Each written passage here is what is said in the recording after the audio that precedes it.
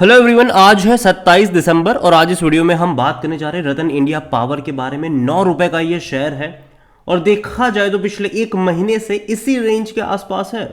इसका lower level 9 रुपए का है, इसका हायर लेवल भी 9 रुपए 65 पैसे के आसपास का है। 1 रुपए का भी प्राइस रेंज यहां पर आया नहीं है, जबकि पिछले एक साल में 130% का ग्रोथ है। देखिए, ये इसी रेंज के आसपास अटक रहा है पिछले एक महीने से। बात करेंगे वीडियो में उसके बारे में, लेकिन उससे पहले अगर आपने अभी तक चैनल को सब्सक्राइब नहीं किया है तो प्लीज़ अभी इसे सब्सक्राइब कर लीजिए, क्योंकि आगे भी बहुत सारे वीडियोस हैं जो आपको काफ़ी ज़्यादा हेल्प करेंगे। तो एक साल में शानदार तेज़ी, 3 रुपए से 10 रुपए से भी ऊपर जाते हुए इसको देखा गया। बाद में गिरावट के साथ अभी यहाँ पर अटका हुआ है, 9 रुपए के लेवल पर ये अटका हुआ है। अगर आप 5 साल का भी ग्राफ देखोगे तो ग्राफ काफ़ी इंटरेस्टिंग है। एक बड़ी रफ्तार आती है, उतने ही बड़े करेक्शन के साथ फिर बड़ी रफ्तार आती है, फिर करेक्शन आता है। इस बार फिर से रफ्तार आई है, करेक्शन यहाँ पर एक्सपेक्टेड थे और वो देखने को मिल भी रहे हैं और थोड़े से और वक्त के लिए भी देखने को मिलेंगे। देखिए, बाजार ऑल टाइम हाई पर है, आज भी बड़ी रफ्तार आई, लेकिन यहाँ पर वो ग्रोथ नहीं है। पिछले एक महीने में बाजार ने भर भर के पैसा बना कर दिया, लेकिन यहाँ पर तेज़ी नहीं है। हालांकि इससे पहले इसने ऑलरेडी रफ्तार पकड़ ली थी। और अगर आप ग्राफ देखो तो पता चलता है कि भाई साहब, जब भी इस तरीके की तेज़ी बनी है, करेक्शन साथ में पीछा करते हुए नजर आए हैं। और अभी इनके नंबर्स भी जो है वो उतने स्ट्रांग तो पहली चीज़ नहीं है। अगर आप वॉल्यूम की बात करें तो 2.5 करोड़ के आसपास के शेयर ट्रेड होते यहाँ पर नजर आया है। आज बड़ी क्वांटिटी में शेयर तो ट्रेड हो रहे हैं और यहाँ पर ऑपरेटर भी बड़े पैमाने पर एक्टिव होते हैं ऐसी कंपनियों में। और जहां पर अगर आप देखोगे इस कंपनी को लेकर तो भाई साहब सरप्राइजिंग ये है कि according to Money Control user 100% लोग कह रहे खरीदारी करो। काफ़ी सरप्राइजिंग है मेरे लिए, क्योंकि फंडामेंटल इस कंपनी के बहुत ज़्यादा हिले हुए हैं।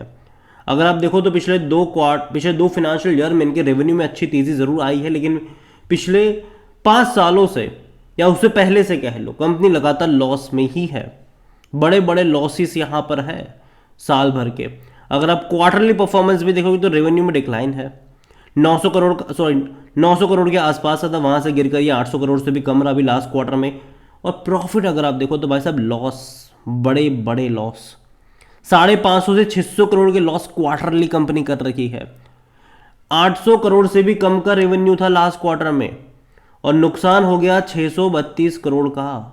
तो ये बड़ा अमाउंट है। और जनरली होता ये है कि दिसंबर क्वार्टर के नंबर्स उतने अच्छे नहीं आते हैं, क्योंकि डिमांड कम होती है। तो जाहिर सी बात है यहाँ पर अगेन जब नंबर आएंगे दिसंबर क्वार्टर के, वो थोड़े से और ख़राब हो सकते हैं। अभी अगले महीने आने के चांसेस है ज़रूर, लेकिन वो ख़राब हो सकते हैं और उसका भी असर आपको देखने को मिलेगा। देखो, किसी भी कंपनी के पीछे पावर लग जाने से वो कंपनी बेहतर नहीं हो जाएगी। यहाँ पर देखो, मैं मानता हूँ कि पावर सेक्टर आने वाले टाइम में भाई साहब बहुत ही बड़ा पैसा छाप के देने वाला है, लेकिन इसका मतलब यह नहीं है कि आप वीक फंडामेंटल वाली कंपनियों को भी खरीदना शुरू कर दो। जहाँ तक रतन इंडिया पावर अगर आप देखोगे तो पी नेगेटिव में ही रहेगा, क्योंकि जाहिर सी बात है कंपनी का प्रॉफिट भी नेगेटिव में ही है ही नहीं, लॉस ही है। कोई भी एनालिस्ट यहाँ पर खरीदारी की बात नहीं करेगा। कुछ यूजर्स बोल देंगे, लेकिन कोई एनालिस्ट यहाँ पर बात नहीं करेगा बाइंग को लेकर। शेयर होल्डिंग की अगर हम बात करें तो ऑलरेडी प्रमोटर के पास 44.06% की होल्डिंग तो है, लेकिन 39% की होल्डिंग गिर भी है प्रमोटर की। बड़े बड़े फंड हाउस में म्यूचुअल फंड के पास 0.04% है, डोमेस्टिक के पास 7.17% की होल्डिंग है, एफआईआई यहाँ पर 0.48% की होल्डिंग लेकर बैठे हैं। रिटेल और अदर की मिलाकर 48.25% की होल्डिंग है, जिनमें से रिटेल इन्वेस्टर 13.61% लेकर बैठे हैं, अदर पार्टीज 34.63% की होल्डिंग लेकर बैठे हैं यहाँ पर। देखिए, ओवरऑल अगर इस कंपनी को लेकर मैं देखूं रतन इंडिया पावर, तो मुझे ये कंपनी फंडामेंटल तौर पर उतनी ज़्यादा स्ट्रांग नहीं लगती है। और यहाँ पर एक तेज़ी जब भी बनी है ना, ऑपरेटर बड़े पैमाने पर एक्टिव हुए हैं यहाँ पर, और तेज़ी के बाद गिरावट भी उतनी ही बड़ी। आप देखो यहाँ पर 2.5 रुपये से भाई साहब ये 9 रुपये तक चला गया था, बाद में गिरकर कहाँ पर आया 3.5 पर, वापस से तेज़ी दिखाई थी 8 पे गया था, ये वापस गिरकर कहाँ पर आया 3 रुपये पर, फिर से तेज़ी बनी, अभी 10.5 रुपये से ऊपर गया, अभी शुरुआत हो रही है गिरने की।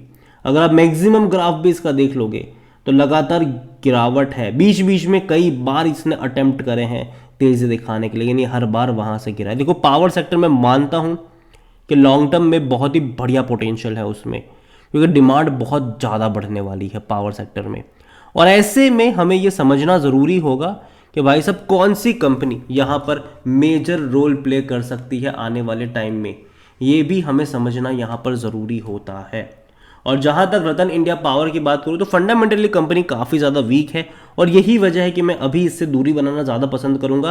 और भी कई सारी कंपनीज है इस सेक्टर की जो मुझे लगता है कि अच्छा खासा पोटेंशियल वहाँ पर है, जैसे कि टाटा पावर आप देख लो, अदानी पावर देख लो, इवन अदानी ग्रीन आप देख लो, एनटीपीसी देख लो। ये वो कंपनियां हैं जहाँ पर आप रिस्क ले सकते हो, ठीक है, वो फंडामेंटली स्ट्रॉन्ग कंपनी है, वहाँ पर आप बाय ऑन डिप्स की स्ट्रेटजी अप्लाई कर सकते हो, लेकिन यहाँ पर नहीं कर सकते।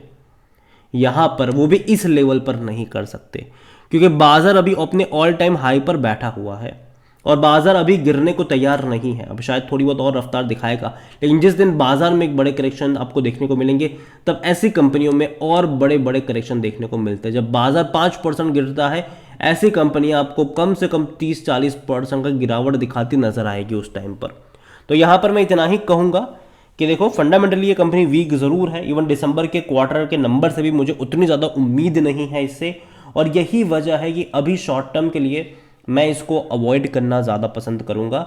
और ऑलरेडी ये उस लेवल पे बैठा हुआ है जहाँ से रिस्क ज़्यादा है, रिवॉर्ड कम है, यहाँ से रिस्क ज़्यादा है, रिवॉर्ड कम है।